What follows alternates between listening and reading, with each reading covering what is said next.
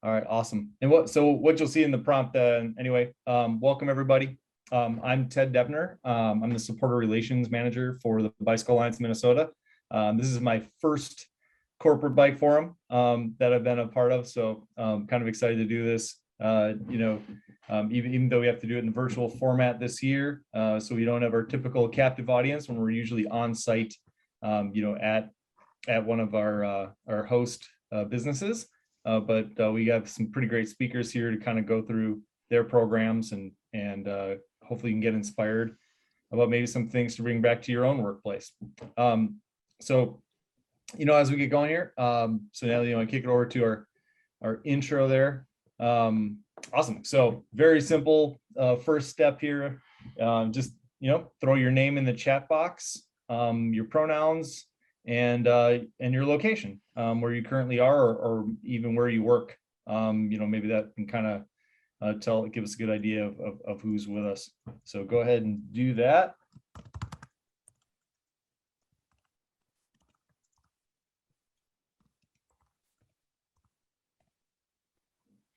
See Michelle in St. Paul, Teresa moved Minnesota and St. Paul, Ben's Minneapolis, Patrick in Fergus Falls, Pete's in Woodbury, Natalie in Bemidji. So we're kind of covering our bases here. Wilmer, excellent. All right. A few others are just joining us now. So if you're just joining, if you can see in the chat box, folks are just sharing their name, pronouns, and where they live, and if they'd like what business they work for, and maybe who they're hoping to bring some of the info they get back here. So awesome. Thank you all for sharing that. Looks like we got some pretty good bases covered here. Who we're going to chat with today are kind of going a little bit deeper dives. So we've got Anthony Strong from Thomson Reuters, Ben Zvan and Arjun Berry from Target, Greg Lassard from QBP, it's Quality Bicycle Products, and Peter Grassi, who's retired from 3M. And at the very end, we'll get a little bit from Dorian Grilly, the Executive Director of the Bicycle Alliance Minnesota.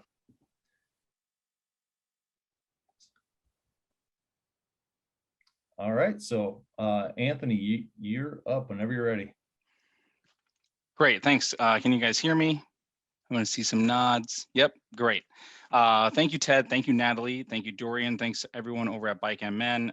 Really excited for this virtual corporate bike forum. Thomson Reuters has been a host to the corporate bike forum in the past. And so naturally we're having to pivot, but I'm happy to see this supported and be supportive of it as well. Next slide, I'll just introduce myself. My name's Anthony Trong. I've been a year-round commuter since about 2012. So I haven't owned a car since then, and I've been kind of doing a hybrid of either public transportation or cycling to work and do groceries and to kind of just live and support my life. I am a lawyer by education and trade, but a current product manager. And so I manage online web-based subscription content for Thomson Reuters, and I see customers across all sorts of segments, including government customers, federal and state administrative agencies, large law firms, and even solo practitioners. I've been with Thomson Reuters for about 6 years. Much of that has been involved with our alternative commuting committee, which is part of our green team, and our green team is actually a business resource group or an internal employee network. Many business resource groups are tied toward diversity, and so recognizing Black employees, Asian employees, or BIPOC employees, and also LGBTQ plus. And Thomson Reuters happens to recognize that being green and environmentally friendly is also a business sort of need. Next slide, we'll kind of talk high level some things. That looks like a video from Fox 9, and that's fun and jazzy. But the basis of my portion of the presentation will kind of talk about what I mean by building infrastructure and then also infrastructure. Infrastructure is really that component where you're relationship building, you're building a community, but also getting some buy-in from corporate leadership or the executive leadership team. Of course, you need to have commuter benefits to help incentivize people. Incentives are really only one half of the coin, because if you don't have the infrastructure to support that, then all those incentives kind of fall by the wayside. And then lastly, we have some community engagement that we can discuss, and then hopefully in the hopes of inspiring a robust Q&A, I invite everyone to jump in if you have any questions. Certainly feel free to put them into the chat, and we'll kind of make this interactive and lively. Next slide, please. So the first is Thomson Reuters. We are a bike-friendly business. We are gold level. We're very proud to have that status, very proud to be part of that community. And that starts kind of internally with our Thomson Reuters Cycling Club. As I mentioned, so we have the BRG Green Team, and then we have the Alternative Commuting Committee, which supports all forms of alternative commuting other than driving yourself, but also that includes carpooling as well. And then we have underneath that is our cycling community, our cycling club, excuse me. And so the green team kind of really supports that and funds a lot of our efforts. That is a screenshot of our internal networks homepage. So we can have links to content, updates about things, and really be able to engage with one another, as well as when we have events like Bike to Work Day, which typically pre-pandemic happens sometime in the third or fourth week of May. I think May is Bike to Work month, and there's a Bike to Work week. And then we typically recognize Bike to Work Day on the national day. And then we recognize that by having a hosted breakfast. So everyone who bikes in is going to have access to bagels, granola bars, all the food and supplements that you might need. We also have some LBS support. So some of the screenshots you see there are from our friends at Pencycle. If you zoom in there, I think in the green jacket, you might recognize Ashley Starr when she was still with Pencycle's event coordinating team. And so it's just really nice to have people bike to work, have Pencycle there to support any, maintenance that you might need. Of course, we want everybody to be riding safely, so hopefully you didn't need that before you rode into work. But they also had some bikes on display there. I think there was an e-bike in that picture, and so kind of nice to just get that engagement. And then we also, through our funding from the Green Team, are able to support some raffles, and so we have some giveaways, some swag, and some discounts over at Pencycle, which are really nice. Next slide, please. So our commuter benefits, again, because we are under the umbrella of the Green Team and then alternative commuting, not just biking, we support biking, public transportation, or some sort of hybrid. And that requires some degree of infrastructure. So for our folks who do end up biking to work or doing some hybrid, maybe they're bringing their bike on the bus. We are located in the Southeast Metro. And so I think it's about a 12-mile ride from our campus to South Minneapolis, and then you can approximate to maybe 46th Street Light Rail Station. So if you want to approximate your distance from there. But once you arrive on campus, we have external parking available, plenty of external parking available. We do have some limited sheltered bike parking available, all 2-point contact racks. There are showers on campus for employees. There's also for employees who just want to take a quick cruise around our facility or our campus, or even just borrow one for the afternoon. We do have on-campus cruiser rentals available. They're single speeds, they're really heavy, but they're like beach cruises, but they're still pretty fun. And then we also have a station with helmets for people to borrow when they rent out the cruisers, as well as bike pumps and some maintenance and tools, things in case you have a flat or things like that. A lot of just self-service. And so that's the infrastructure component. The incentives, we have a couple different programs. So we have Accelerate program that is through Virgin Pulse, and that is tied to any sort of pedometer. So whether you are getting your steps in by cycling or getting your physical activity by walking, the app tracks that. And then you can also fill out a biometric survey, as well as do some other sort of tasks and chores related to your own personal health that get added to your HRA or HSA, your health savings account, and then you get reimbursed when when you pay for your health care out of pocket. It actually gets funded by the steps and the points that you get recognized through the Accelerate program. Next, we also have the commuter check program. This is, if I'm being honest, I wish this was a little bit more robust. We used to include a bike component, but for the time being, we've just switched vendors. And so what that allows folks to do is, for anyone who is regularly using public transportation or doing that hybrid model with biking, you can dedicate pre-tax dollars to a specific MasterCard that is recognized by Metro Transit. This also applies to our campus across the US and North America. And so if you are, let's say, on the East Coast and you are regularly using the train to commute to work, again, being able to dedicate pre-tax dollars onto a prepaid card and then thereby buy your Metro passes has a lot of great benefits there. And then, of course, we try to promote the personal health and well-being component of regularly active um, mobility and activities related to that. I think one of the most compelling statistics we might have seen, and this could be from a previous Bike MN deck, is that I think, what is it, like 80% of injuries related to inactivity are preventable. And so I think when you start thinking about the benefits of just like being regularly active and preventing those types of injuries that end up taxing the insurance and the healthcare programs at your employer's offices, as well as your own personal kind of well-being. I was recently in a bike accident, and so was kind of immobile for a couple months, and I really missed that component, and it did take a little bit of tax on my mental health as well. So just kind of being aware of those things. And I think it's actually important for subsequent conversations with corporate and ELC buy-in, which we'll get to in just a second. So next slide, please. I think I'm doing okay on time. You are, and actually, Anthony, a couple questions came up in those last slides. Amanda from Mayo was asking if you had liability concerns for your on-campus cruiser rentals. That is a great question. We do have liability concerns. And so in order to rent one of our bike cruisers, we just ask that employees sign a waiver of liability.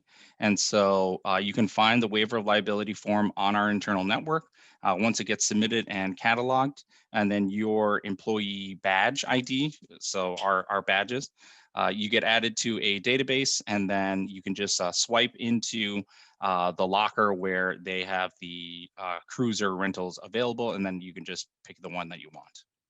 Awesome. And then the other question was from Greg, who'll be presenting later, but was asking about your commuter incentive platform vendor that you use for management. So the new one is called Commuter Check.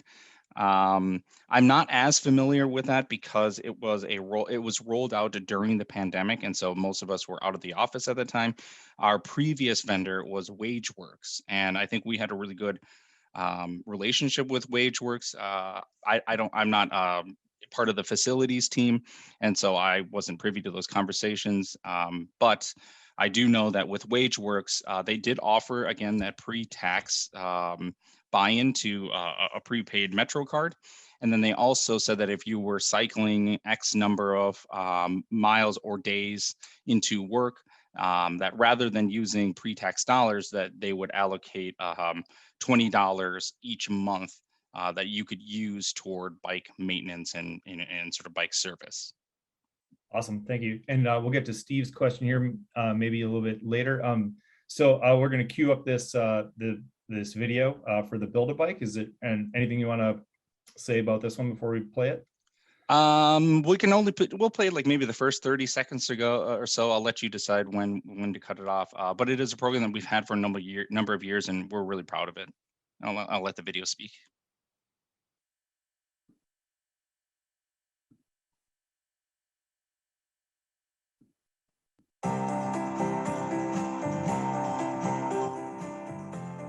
So this is Thomson Reuters' 6th year of working together, build some bikes and deliver to the community. Today includes the law enforcement departments across our metropolitan area working alongside of Thomson Reuters employees to build these bikes for the community. When Thomson Reuters reached out to the Chiefs Association and asked for departments to take part, not just in receiving bikes, but to build bikes, the response was pretty overwhelming. We have agencies from across the state that said, yes, I want to be a part of not just giving kids a bike, but helping build that bike and delivering it to them. Today, we've got Minneapolis, St. Paul, Burnsville, Savage, Minnesota.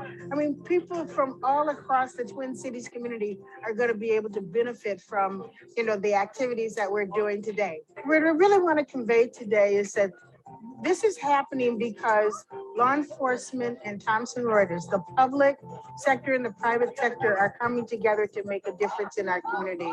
The Minnesota Neurological Society has also donated a helmet, a safety helmet, for every bicycle that we build here today. We're a big company in the Twin Cities area. There's 6,000 or 7,000 people here in the Eagan facility. And so it's important for us to That's probably good, Ted. own our space as a partner in the Twin Cities area. And this is just one of the events. Thank you, Ted, for queuing that up. Yeah, so it's a really great program. Logistically speaking, it is just like planning any other event, a corporate event. It takes a lot of effort with a lot of different people. And so what happens is, we partner with Eric's, they bring those bikes. We have a huge number of shifts, and we end up usually getting anywhere from like 150 to 200 employees to volunteer for a specific shift. Eric's obviously helps us build those bikes. They go to various police departments in the community, and the police departments are the ones who decide which kids are eligible to receive those free bikes. So it's a great program. So putting together our community, our infrastructure, the incentives, and then our community engagement, next slide, is really how we were able to kind of get corporate executive leadership buy-in to support us. So prior to our application to the bike-friendly business, we actually were able to secure funding to replace all of our bike racks, because we used to have those kind of fender or wheel benders, just like kind of the L-brace bikes where you stuck your rear wheel in there. And they just really weren't that great. They were just one point of contact. And so now we got much better infrastructure there. But it wasn't easy. And I think that depending on what your business is like, what your funding is like, and what your executive leadership feels like towards biking, is really important to understand and recognize. And so that's why I kind of put that understanding bias there. As cyclists, I think that sometimes even within our own cycling community, we can have some biases. And so I think that's a really interesting article from the New Yorker talking about the e-bike conundrum. I've personally been zipped past, with somebody on like a fat bike, e-bike, who doesn't really seem to look like he's putting in the miles to kind of get that kind of speed. But however you want to feel about that, right? Like I've since come around and I sort of understand the value add of e-bikes, and I know that all sorts of people from different backgrounds of physical ability and age, if they're getting out on a bike, and even if it's an e-bike, I think that's still great. But that's a bias that I had, and I had to understand that. And I think that recognizing that leadership might have a bias against cyclists, whether they think, where they're coming at it maybe from an automotive commuter perspective, and they think we're just sort of nuisances, or if they are maybe aligned with cycling, but still not really there yet mentally or cognitively to really appreciate that, one person's ability to make it work really is prohibitive to others. And so once you kind of understand that potential bias, I think starting with promoting the idea that healthy employees equals more productivity, and people staying in the office, taking less time, taking less sick leave, is really appealing to leadership. Of course, that's all within the context of the pandemic and COVID-19. But we are starting to see companies embrace returning to work. I'm currently in the office 2 days a week. And so just again, another nuance and context to understand. And then to help support that, you can host events, secure funding from somewhere, have a bike to work day, have a bike to happy hour, have a bike, even discussion, where people just bring their bikes and kind of talk shop. And then posting that, if you have it available, posting it internally, posting it externally on social media. If your company has a hashtag that they use, we have working at TR. These are things that kind of get visibility, show leadership that there's actually buy-in from the actual employees themselves. And again, promoting those healthy employees means promoting productivity. And then beyond that, getting creative, and then also kind of reaching out to others like yourselves, peers at other companies. I invite any of you to reach out to me if you ever have any questions about hosting events or sort of overcoming hurdles in building your bike community at your companies. And with that, that's all I have for you. Opening up for questions, and thank you for this opportunity to share with you guys. Yeah, thanks so much, Anthony. I know because probably because me and hitting up some questions, maybe we limit our time a little bit here, but I know Stevie asked, and I think you covered a little bit about this, but what kind of discussions about equity for disabled employees have you had around the Accelerate program? Yes, so that's a great question. So we have expanded the use or the types of devices that we recognize. So it's not necessarily just tied to a specific pedometer. So we also have devices or applications where they're measuring your heartbeat and other sort of biometric measures. And so that way we're including, those who are not necessarily, or, those who whose use of wheelchair is sort of part of their daily life. Great, thank you. So yeah, and thanks for being a resource too, Anthony, and offering to chat with people if they want to host similar events or things like that. That's really excellent. Next up, we are gonna hear from Ben and Arjun from Target. So I'll let them introduce themselves, and we'll go along through there. But please keep the questions coming in the chat box. Been really good questions to kind of keep this thing engaging and rolling. Thank you. Cool. Hi, everyone. Thanks first to Bike Forum MN for giving us this opportunity to represent Target and share a bit about our world. Today, me and Ben from Target will be introducing you to the world of biking inside Target. Next slide, please. So a little about myself. I am a senior data scientist at Target currently. I'm originally from India and came to Minneapolis 5 years back for my master's at the U. So hence I'm more familiar with trails in the city, and I enjoy biking around water bodies. So pretty much all the lakes which are here, and thanks to all the, I would say, biking lanes which keep me secure from cars and stuff. So yeah, so that's me. Over to Ben. Next slide, please. Hi, I'm Ben Zavan. I can definitely say, having been from India, I've seen what the bike lanes look like there. It's probably a little better here in most cases. Yeah, I've been at Target for 4 years. I've been commuting daily by bicycle or by walking to downtown Minneapolis for most of those 4 years, except of course for the last 18 months or so. I joined the Target board member. I joined the Target Cycling Club board about 2 years ago. And that's been great. It's been good to be a kind of a part of promoting the community at Target. I'm also part of other ENGs and business councils. I'm part of the Pride Plus Business Council at Target as an ally. I'm there to volunteer and help out where I can, and just help be more people power behind the movements. I've been an avid cyclist for a long time. When people ask me how much I ride, I say more than average, because it's, 3,000-4,000 miles a year. And most people just either freak out at that or go, really, that's not very much.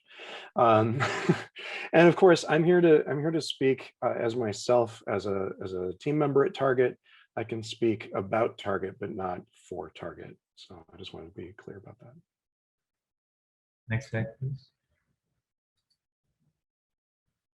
So as you can see, we have a very diverse and active community at Target. So at Target Cycling Club, which both me and Ben are part of, we organize Strava challenges.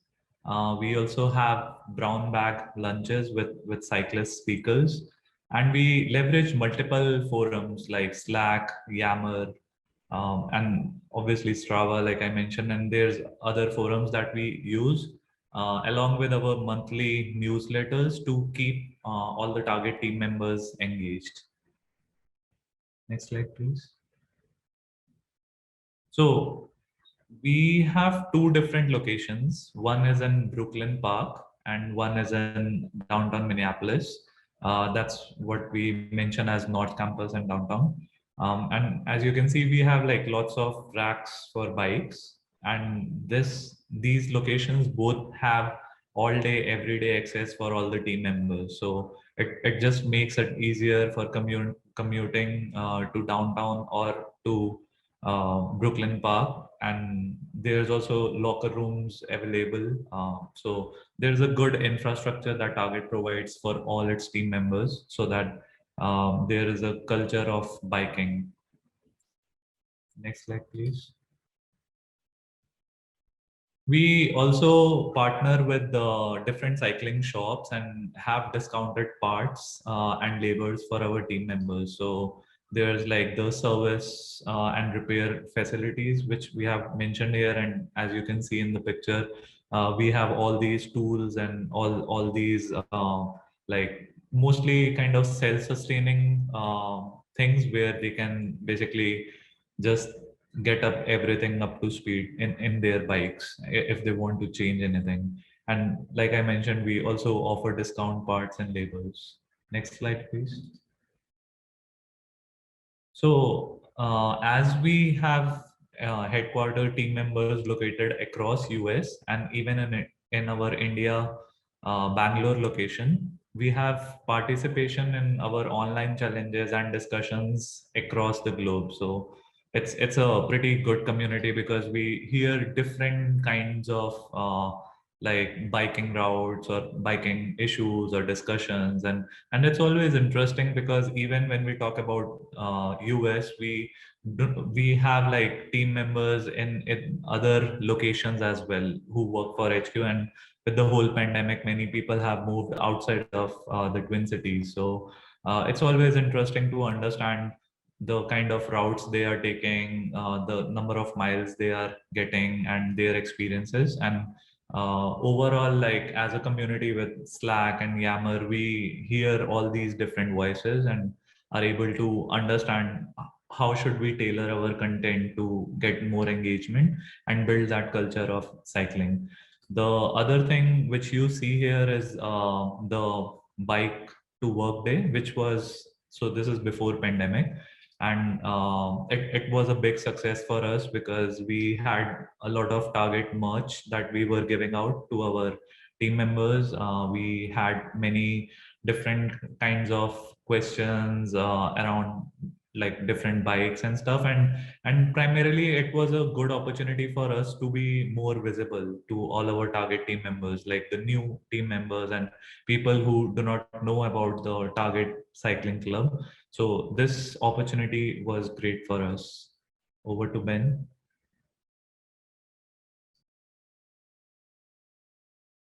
Sorry, just answering a question in the chat. Yeah, yeah, that bike room with the 2 repair stations. There's another one up at North Campus that is, yeah, that one with 2 repair stations there and those really nice park tool stands. There's another one up at North Campus that looks a lot like that.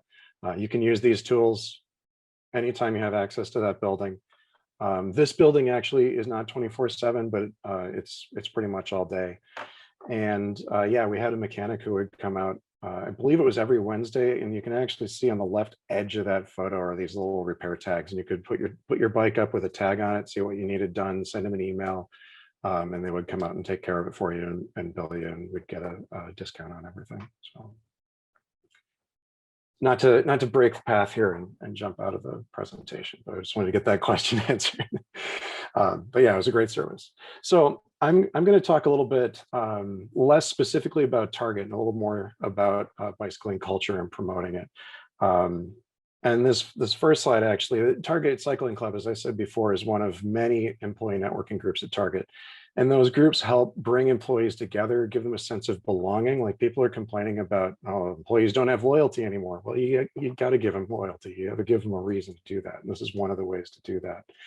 And they help them advocate for themselves and others. And they also help companies make sure that they're addressing people's needs. I'll post a link. One of us will post a link in the chat with more information on that. There's a reference at the bottom. Let me just paste that in. There you go. And that article has a lot of information about creating an employee networking group and why you'd want to do that. Next slide, please. So as a company, this was alluded to earlier in the previous talk, but as a company, why do you want to support cycling? Why do you want employees who cycle? So there are established benefits to spending time in nature, and I'm going to post a link for that as well right now. That's just one of many, many, many references to scholarly articles and whatnot talking about why you want to be outdoors. There is a measured improvement in stress and concentration just from being around trees. And that's huge. Being in a concrete jungle all the time is not the best way to live. So you need more trees. In Minnesota summers, at least, you get more vitamin D. The Heart Association recommends exercise, and what better way to do that than while you're getting to work? The little question mark next to low chance of infection was the virus emoji with COVID. Where would you rather be? Would you like to be on a bus with a bunch of people wearing masks, or would you like to be out bicycling in the wilderness somewhere? I think my answer to that is pretty obvious. So next slide, please. Now, if you want to promote cycling in your company, you probably also want to support cycling in your community in general. If you have a bunch of cyclists in your company, but they really don't have any way to get there, then you're not really doing anything. And if you have more people cycling in the community, then you already have people who are promoting a cycling culture, and you already have people who are promoting cycling infrastructure. And Minneapolis is a great city for bicycling. We're always going back and forth with St. Paul about which city is better, and it's mostly based on how recently St. Paul has upgraded a bike trail. But given that, I do have a short story that I'd like to tell. So let's go to the next slide for that. Before COVID, my office was on the other side of downtown from my house. So I had the option of going directly through downtown, and I had other options where I could take the Greenway, or I could ride up to the river and take the Cedar Lake Trail to get to the other side of downtown. I'm on the southeast, the office was in the northwest. But every day, no matter what route I took, my commute had to go through downtown Minneapolis for at least part of it. And almost every day I would see an obstruction of traffic, whether it's a city bus or a mail truck or a pile of snow or beer delivery on Nicollet Avenue. And they were always just sitting right in the middle of the bike lane. I had to get out of the bike lane to complete my journey. I had to merge into traffic. And that's dangerous. That's not something that I really wanted to do every day. And I found myself arriving at the bike room, hanging up my bike, and just angry from what I ended up having to do with the last part of my ride to get to work on time. And I actually ended up starting walking more and biking less. So I would bike maybe 3 days a week and walk 2 days a week, just to kind of give myself a break from the traffic, because they never seem to park on the sidewalks for some reason. Although I do have some photos of that as well. But I think we can do better. And I think this isn't just limited to Minneapolis. I've seen this everywhere that I've been. People just don't really think about what it means when they block a bike lane. So let's go to the next slide. So post-COVID, whenever that ends up happening, most of Target's technology team is moving up to Brooklyn Park to the existing North Campus location. And the commute, for me at least, I realize Brooklyn Park itself is not a particularly bike-friendly community, but for me at least, there are trails basically the entire way. Aside from getting to the river, once I'm at the river, which is about a mile from my house, I can ride on beautiful, paved, wide, safe trails for basically the entire distance. But it is a 16-mile ride instead of a 4-mile ride or a 2-mile ride if I go direct to downtown. So there's kind of some trade-off there. But since Target has empowered teams with the ability to choose what their day is going to be like after COVID, when we start working more from the office, my team actually chose to work almost entirely from home. So my commuting is going to really be pulled back, and I'm going to be much more of a recreational cyclist. I'll still bike up to Brooklyn Park. I'll still bike into downtown for meetings or a few meetings. Yeah, bike lane uprising. I am on there. I find that I find that with Minneapolis 311 and bike lane uprising, it actually made me feel like not only was I being forced into the street, but I was obligated to report it.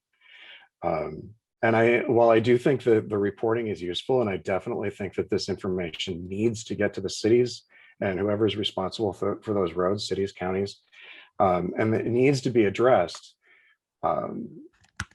I found it to be a burden a lot of the time to fill that out. And I do still do it, but I don't do it every single time I see it. But yes, thank you for that suggestion. It's definitely something that data needs to be there. Otherwise, the governing bodies don't know what to do. So let's go to the next slide on that note. So one thing I wanted to talk about was creating an environment that people want to bike in. Obviously, you want them to be safe. You want them to be secure. You want people to have a place to lock up their bikes where they think it's going to be safe. You want people to, I love this in Chicago, the big sign that said, look, bikes, right across the bike lane when you're walking, or right across the pedestrian path when you're walking across the bike lane. I thought that was amazing. And it did make me stop and look to make sure that there wasn't a bike coming along, because they had priority there. So if you make it clear what space is intended to be dedicated for what purpose, if you make protected bike lanes, obviously protected bike lanes so that people don't park in them, if you have dedicated spaces like this avenue in Amsterdam that was just bicycles going, down through the middle of town, no cars could park there. And if you give people the tools, pun intended, to be successful, to be able to be self-sustaining and self-maintaining, then you're going to have more success. And one important thing with this that I thought about when I look at my previous job, I didn't bike to work because I didn't feel like I had a safe place to put my bike. But any place that you expect people to put your bikes, you should try to make sure that everyone who has access to that place makes enough money that they don't feel a need to steal anything from that place, right? Like, I don't worry when I park my bike at Target because I'm pretty sure everybody who has access to that room is making plenty of money and they don't need to worry about stealing things from that room. If I park my bike on the street, I really want that same security, that same feeling of security, that I don't have to carry a 20-pound bike lock around because probably it's going to be okay. Financial security means cycling security, and that's literal. So that's it. That's my talk. That's what I've got. Next slide is a pretty Lake Superior rainbow and thunderstorm. we can do some questions here. I think we tried to do a bunch of stuff that was in the chat, but if anybody else has other stuff coming up. Yeah, thanks so much for sharing, Ben and Arjun. Really appreciate kind of that full view there. Yeah, and then the acknowledgement, of course, that for anybody who's watching this on video later, we're all kind of who had that kind of bike commuter identity. Like that was, I would definitely say that was a majority of my cycling, and mine is shifting as well, as to kind of look for excuses. To get out and ride more, where that was kind of built into my daily life before. So I'm sure you're in good company around that as well. So if anybody has any questions about Target's program or for Ben or Arjun, feel free to drop those in the chat. Otherwise, we will pivot to, I believe, Greg Lassard from QBP. I do want to just jump in for a half Yeah. a second to make two comments. I'm happy to answer questions either at my Target email or on Twitter. Both of those are Ben Zavan, which is just right in my little corner here. Ben.zavan@target.com will get me. I'm on Twitter at Ben Zavan. Yeah. Excellent. Thanks. All right. Thank you, Ted, and thank you, Bike MN, for this opportunity. I'm excited. As you see there, my name is Greg. I use he, him pronouns, and I am the QBP commuter coordinator for our location in Bloomington, Minnesota. The next slide. So I have a very brief slide deck here, but yeah, feel free at any time to ask any questions you like. Pretty open format for this one. So we're going to do an overall look at the benefits, talk about some commuter management systems that we use here, and then kind of lightly touch on some trends and future changes that we're seeing. So next slide. And can everyone hear me okay?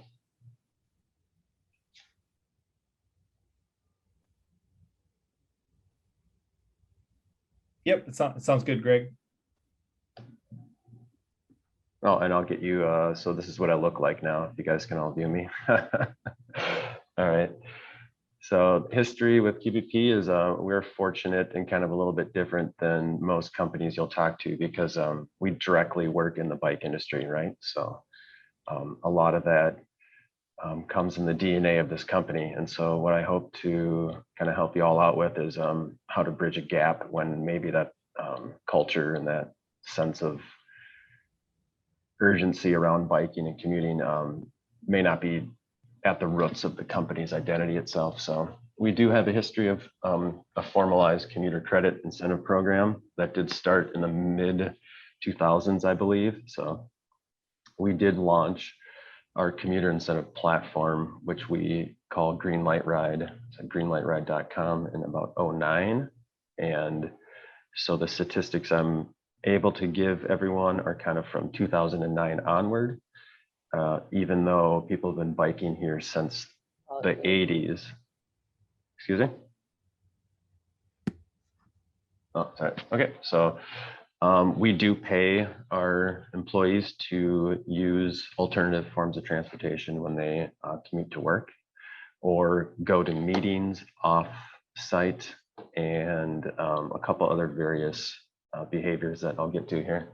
So for example, in 2016, our collective employee roster, which probably at that time was probably hovering around 500-600 people, did 34,000 trips for 352,000 miles. And that is actually our peak. And so for us, we have historical data, which helps us kind of look at times when we've had really high participation, especially in bicycling, and then kind of we have hit a plateau, and now we're kind of well, in 2020, you'll notice we are only logging 17,000 trips. So and you'll notice prior in 2012, I apologize, 2012 was our high benchmark where we hit 600,000 miles.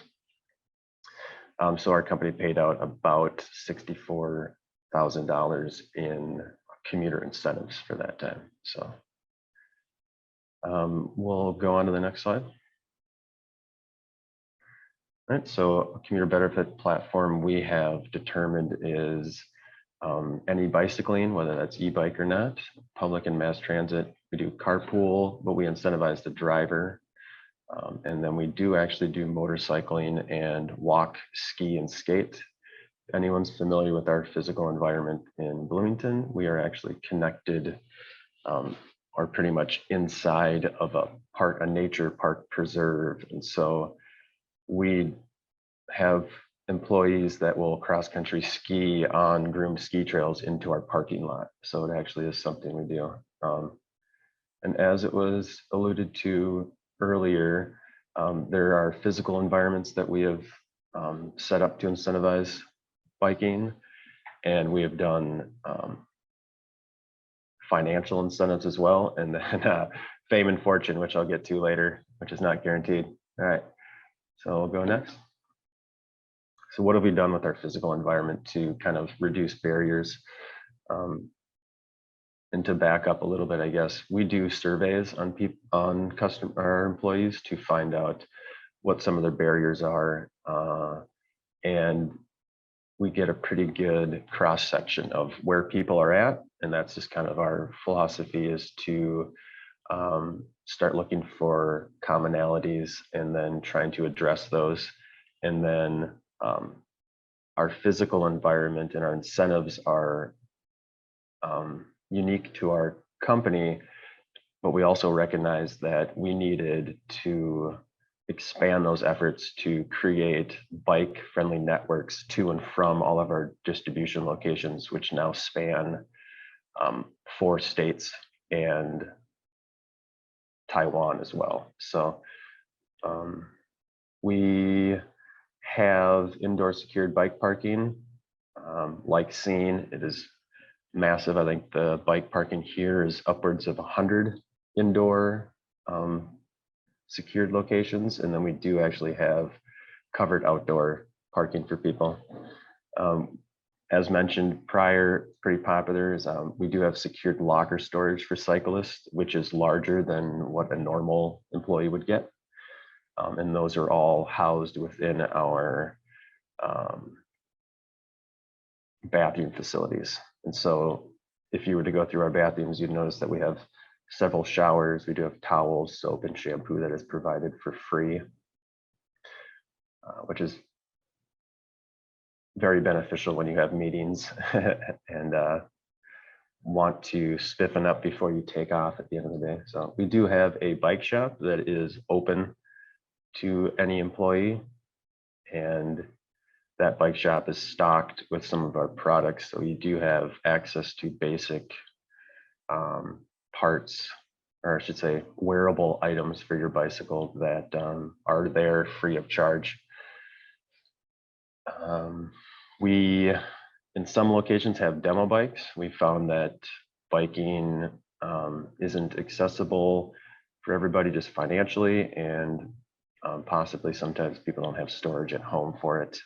So we do offer demo bikes, and we are going to be offering electric demo bikes, which have been very popular for people that are not really into biking, but now are looking at biking as a better opportunity and option for commuting. And then we do incentivize the myriad of other alternative transportation. So we do have priority front door parking for carpool and van pool. And then the incentives, what we'll get to later is you log all of your rides in greenlightride.com, and then there's a reporting function where every month we pull a report and our HR and accounting goes in, and you can get several of these. So for commuter credits, you can get a max of $3 a day for cycling. We're looking to change and potentially bump that up $5 to $6, just because we haven't bumped that up in a very long time. It seems like other organizations are starting to pay out incentive commuter credits at a higher rate than we are right now. So our commuter credits are scaled based on how physically active the behavior is, if it reduces parking, and its benefit for offsetting carbon. And so cycling is one of those unique behaviors that not only offsets the most carbon, it eliminates parking needs for us and does vastly increase the health benefit, or has a lot of health benefits. So the HSA bike benefit is a direct link to the positive physical benefits of cycling. So if I were to do 10 round trip bike rides into work and back, I would get $5 put into my HSA account. If I were to do 15 bike rides, I think that goes up to $10 or $15 in my HSA, and that gets added every month along with the commuter credits. And then we do bike to work days and other events. Our bike to work days in Minnesota are typically from April to October. And so I'm in charge of providing a food, whether it's breakfast or lunch. And then we also do provide double credits for that day. So I get a max of $6. The other events could be bike to work week. There's other competitions we do have, and some internal things to increase people's likelihood of joining in on a bike commute. We also do have bike benefits and bike brand discounts. We do own bike companies, and we do have stock. And so employees after 3 months are eligible for $200 towards a bicycle and do get discounts on our brands. We also do have 0 interest 18-month e-bike financing. So if you purchase an e-bike from our inventory, our employees have 18 months of 0 interest financing to pay it off. And so you can imagine that you could build enough commuter credits to pay half of a typical e-bike for those 18 months. And then we do in our Aurora campus, our warehouse, I should say, have a paid commuter pass where we give every employee a commuter pass. And that is because they are right next to a high-speed light rail. And so that location was specifically picked to incentivize people to use mass transit. And the new location in Colorado is also going to be connected to a major mass transit corridor. So anyone have any questions at all about some of the ins and outs of the physical and the financial incentives we have? If not, we'll just move on. Yep, there's next. It's just a little. You can go one more slide. All right, so like I mentioned, I'm the commuter coordinator. I am actually the commuter coordinator for just the Bloomington location, but since COVID, my activities have expanded.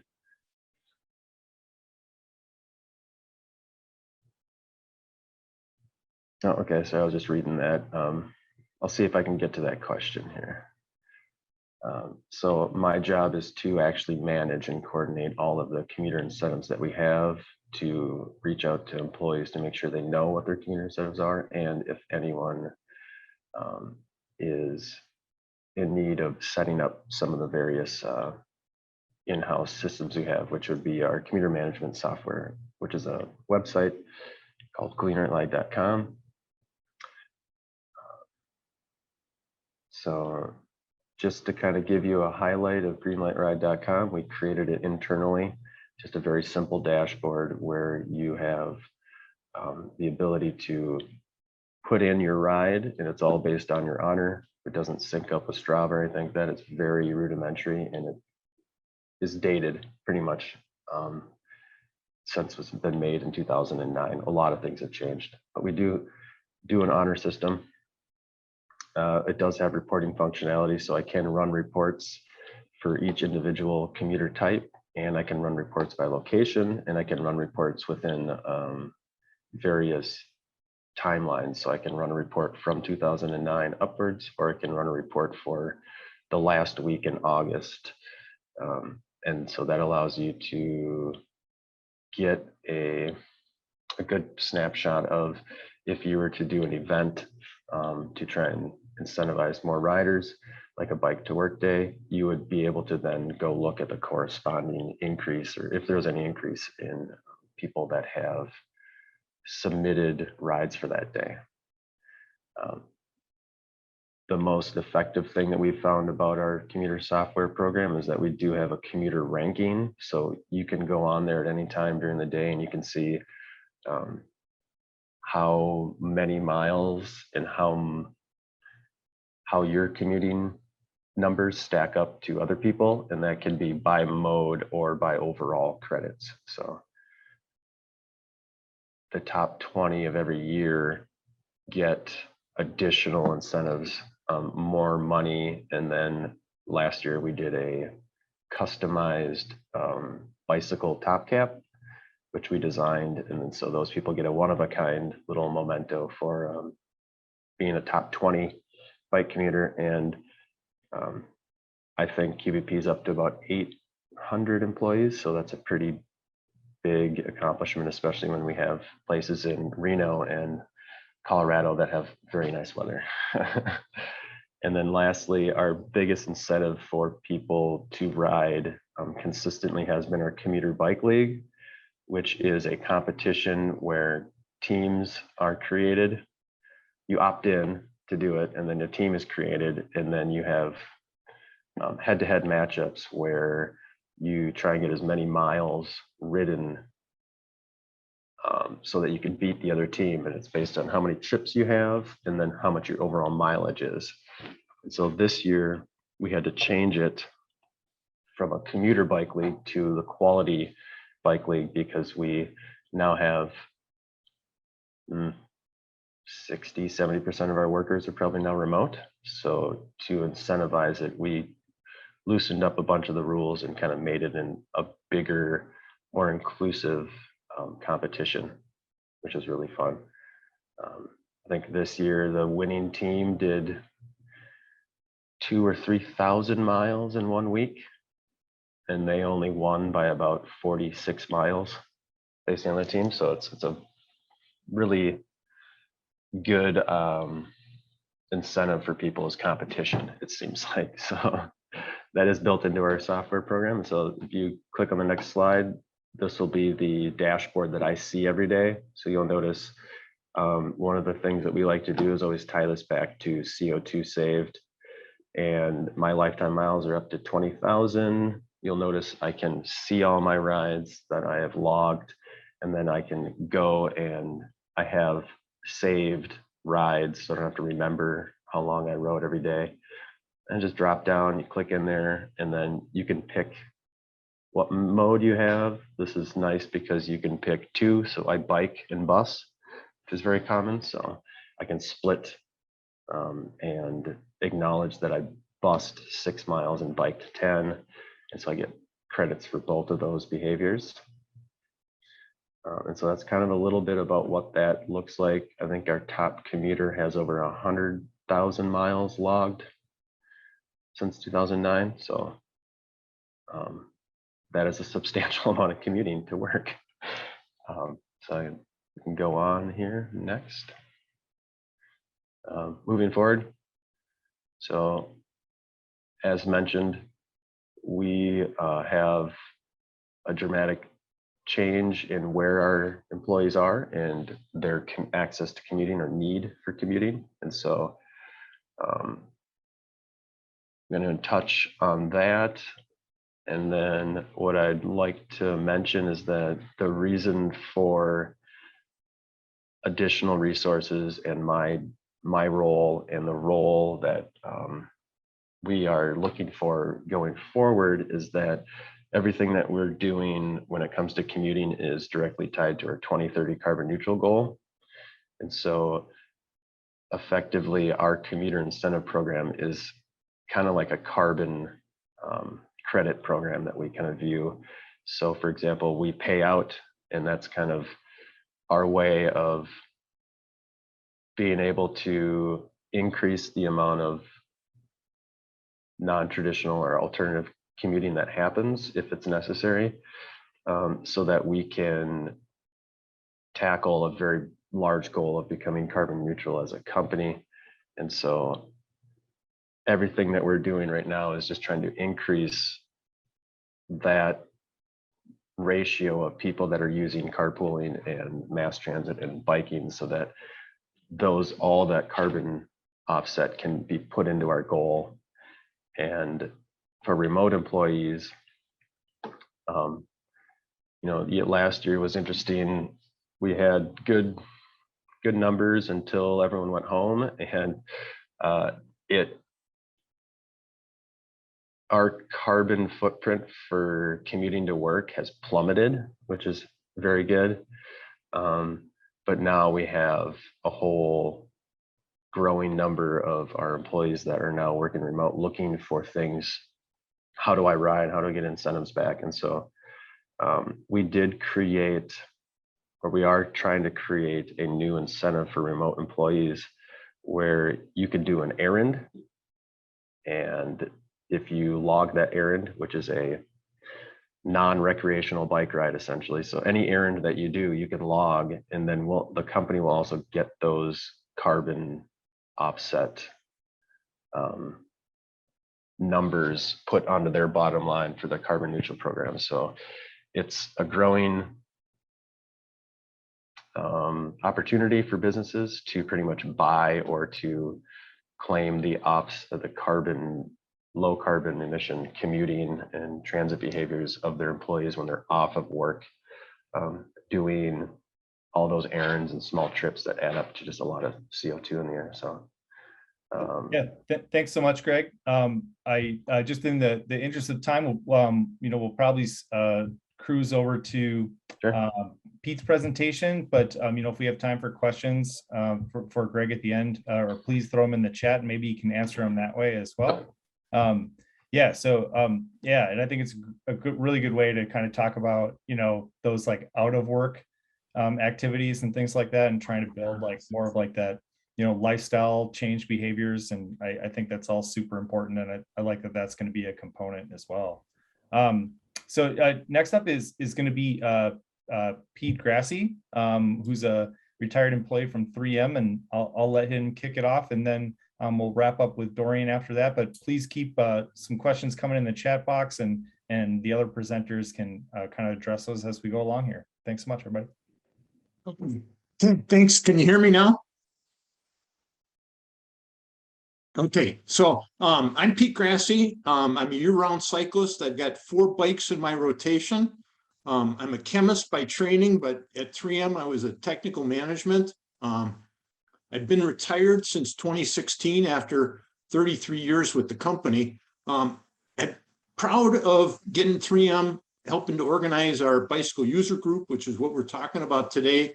Also getting 3M and the city of Woodbury to be recognized by the league as bicycle friendly organizations. So that's me. Next slide, Ted.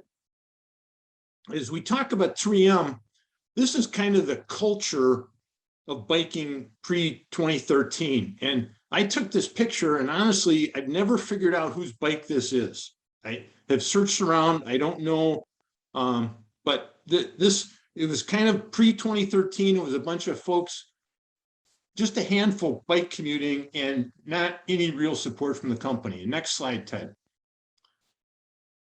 This is sort of how it's going today. And we have globally over 3,200 members. We're the largest employee-driven cycling community at 3M. We've got an active steering team that has met regularly since 2013. We used to meet over lunch physically.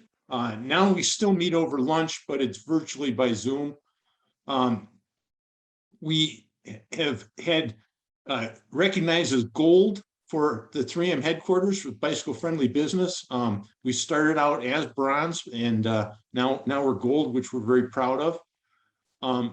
Our employee, the bicycle user group, has been very active sort of in the community, and we've had bike drives, and this is one thing we're really proud of. We've collected in 6 different events over 2,000 bikes that went to Cycles for Change or Free Bikes for Kids. And we also organize and coordinate participation in a bunch of different charity rides, including the St. Paul Classic and the MS 150. We've had 85 consecutive monthly bike to work events, and we're very proud of that. Pre-COVID, we had sort of two classes of our bike to work events. There were sort of the fair weather events from April to October, and those we organized. We would have 6 different meetup locations around the metro area where groups would gather and then ride in a no-drop ride into the campus. And it really provided a nice way for folks to learn a way to ride. Many of those bike to work events, we would have mechanicals happen where we'd have to help the first time riders get things fixed, but it was a way that everyone could kind of do it.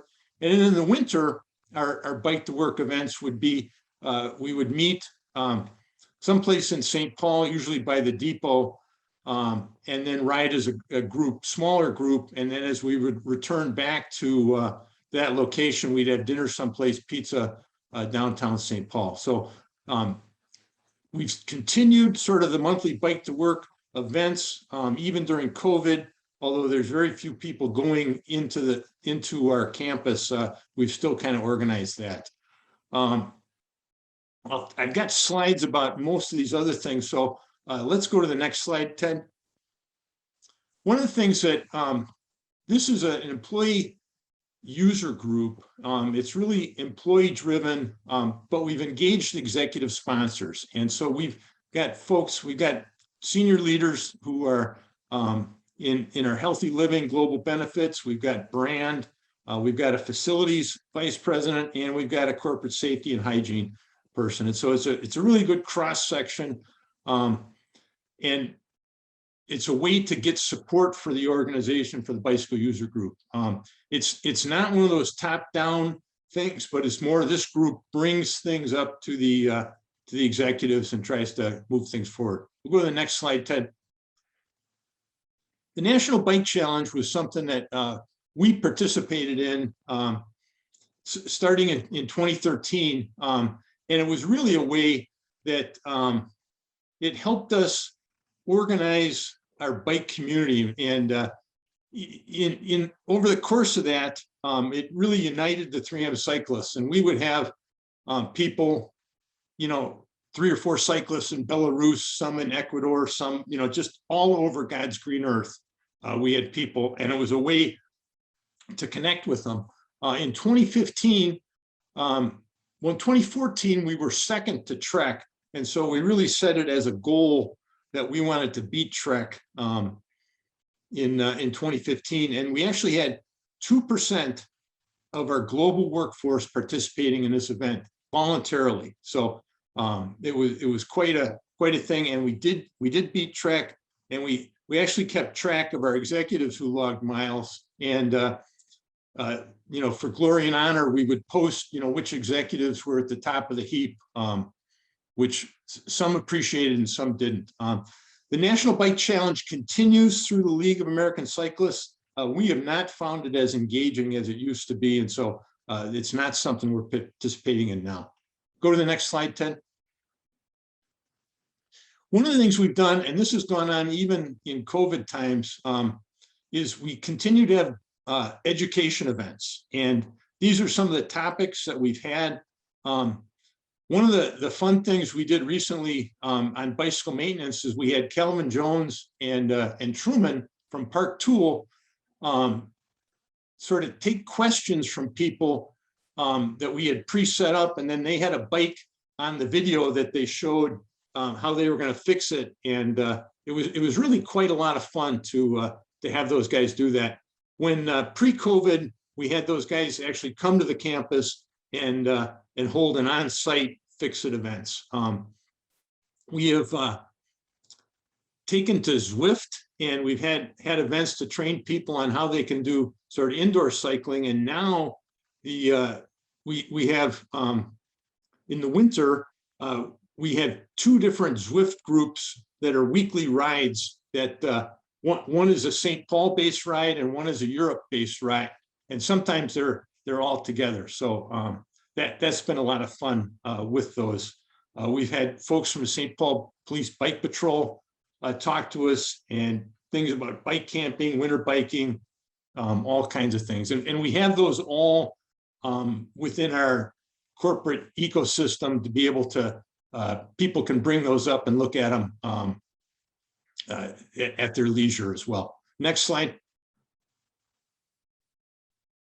We've used Strava since the National Bike Challenge. We have used Strava to help engage cyclists at 3M, and we've got over 100 plus locations using Strava, and we're using that sort of as the basis for those off-site locations to be able to get some of their healthy living incentive, and so they can show that they've got so many cyclists riding and be able to qualify for some of the healthy living incentives that 3M offers. But Strava continues to be one of those fun things. And again, it's for most of us, there isn't financial rewards to it. It's a glory and honor. So next slide. And this slide got stretched in the formatting. We don't have anybody who is that tall or skinny who's a cyclist at 3M, but we have created a 3M cycling kit with Bora, and this is actually probably our 6th or 7th iteration of the kit. We've gone through various different designs. The thing that we're most happy with this is that 3M has a brand called Scotchlite that you might be familiar with, which is a reflective material, and usually it's a bright white material that then reflects light back, and very nice at night. This kit actually has the new technology of the black Scotchlite, and so if you can't really see it in this, but the armbands actually light up when light hits them because there's the black Scotchlite there, but otherwise it appears very nice. And this is being sold to folks, cyclists at 3M all around the globe. And so again, when we do a charity ride or something like that, everybody kind of wears the kit, and it's a nice way to have some fun with it. Next slide. This is our corporate location in Maplewood, and we've worked.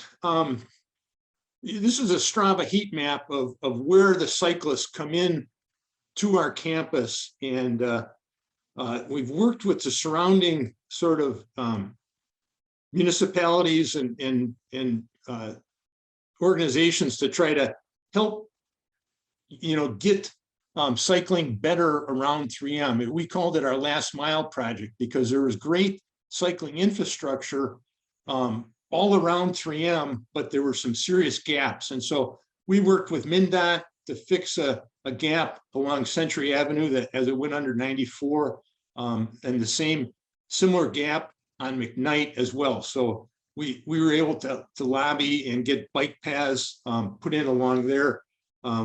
We've tested, again, 3M hasn't done it, but it's been the employees who have advocated in the community for this. We worked with City of St. Paul to get Margaret labeled as a bicycle boulevard, which is a nice east-west route into campus, and so just things like that. But this is one of the things we've used to try to figure out where cyclists are coming to campus, and we're also have a plan to try to make our campus more bicycle friendly than it is right now. Next slide. Then I mentioned earlier, we had our bicycle friendly business recognition, and in 2014 we were recognized as bronze, and then in 2018 we've been recognized as gold, and very, very happy about that, and we continue to try to work for that. I don't know that we'll ever get to where Target and the University of Minnesota are as platinum, but I think we're very happy with gold. Next slide. We've done, and this was part of our bicycle friendly business, did a survey on what folks were looking for, and we use this then with our executive management as to what we think the needs are to try to improve cycling at 3M. And the number one thing was more campus infrastructure.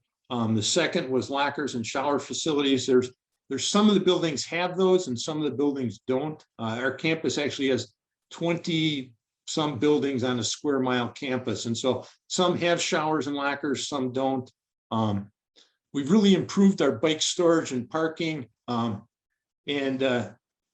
The other incentives, you know, financial and things like that actually are pretty far down our list right now. So it'd be beneficial, but we would like to really see bike lanes on our campus. So next slide, Ted. And, you know, we use at 3M all kinds of communities to Yammer and SharePoint and Strava as ways to communicate within our groups to let them know about events or topics or things like that. And yeah, Dorian, thanks. I recognize QBP's Platinum as well. And QBP helped us along our journey as bicycle friendly business as well as did Bike MN. So I should give a shout out to that. Next slide, Ted.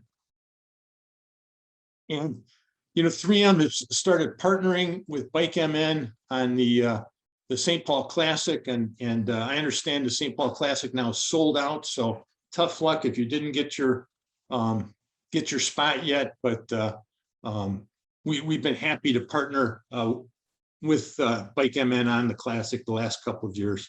Next slide, Ted.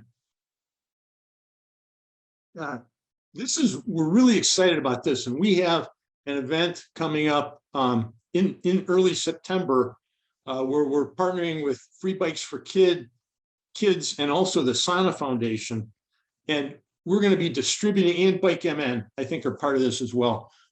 Going to be distributing bikes and jerseys and helmets and safety training for kids. And this is going to be a really fun event. If you've ever given bikes to kids, it's just fun to see their faces and get them riding, and especially the community area where we're going to be doing this. You will see folks in all walks of life and all kids. I'm trying to find the right way to say this, but you know, there will be kids in sports clothing, and there will be kids in how do I want to say it, traditional Muslim dress, and I know I'm not saying that right, but it's just fun to see these kids, and the smiles on their faces is just, you know, worth every bit of it. So we're excited about this. Next slide. And I think that's what I've got. So I'd be happy to take any questions, although I know we're running late on time and Dorian needs a few minutes to talk as well. So thanks for letting me share.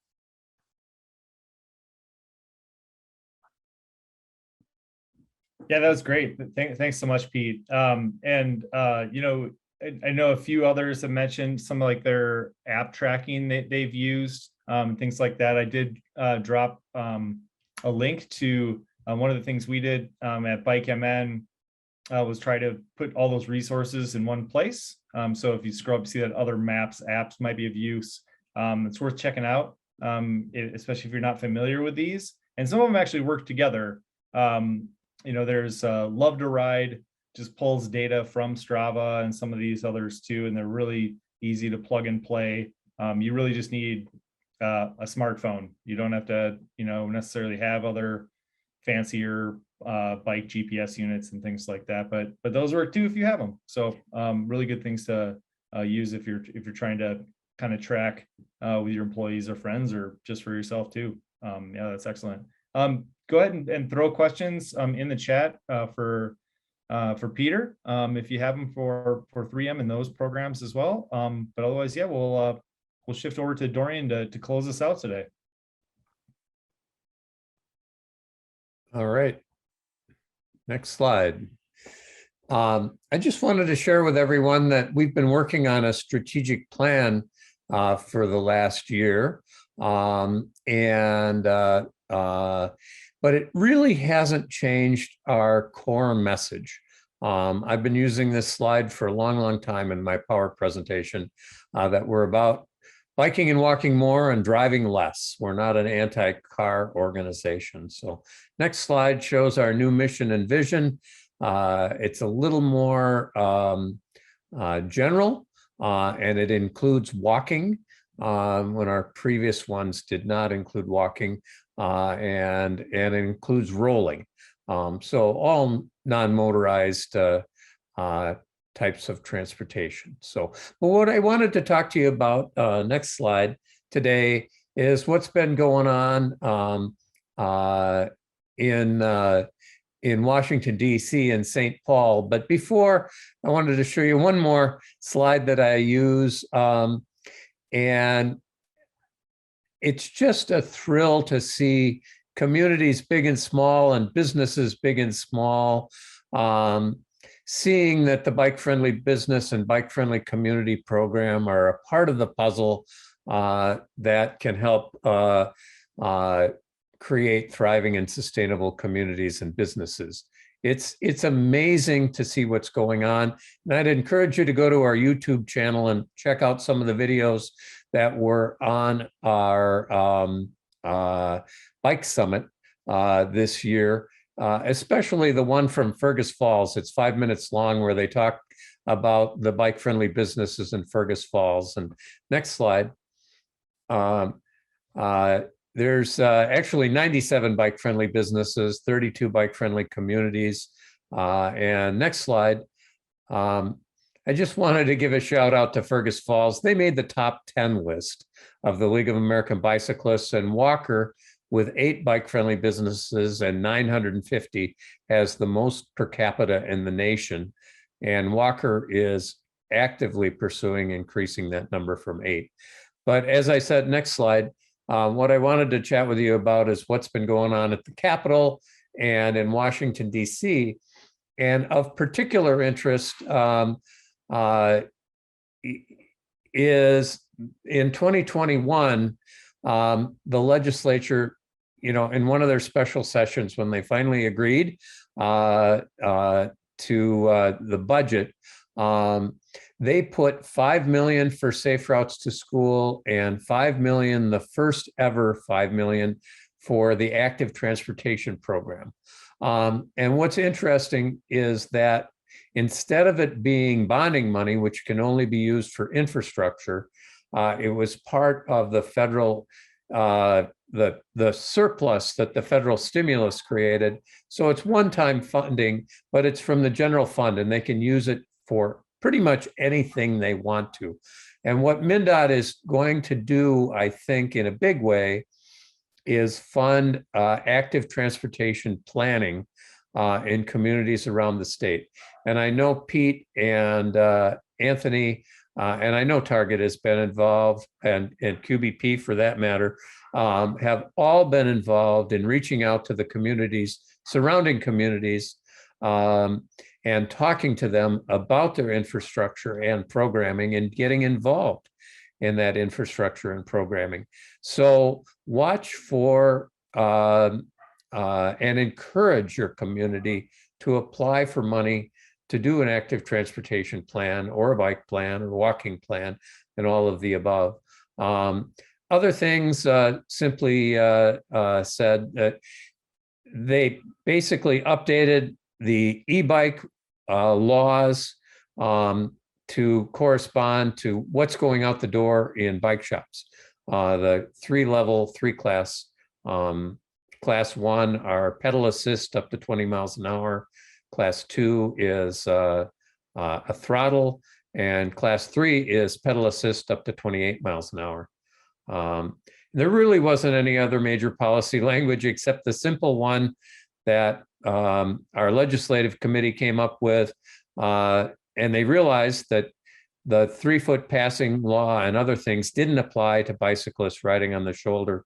And so now all bike laws, like the 3-foot passing law, applies if you're riding in the roadway or the shoulder. Technical difference. But anyway, next slide, Ted. And the big news from DC, and it's been all over the news for the last 3 or 4 months, is that the Senate has been working on a bipartisan infrastructure investment and jobs act bill.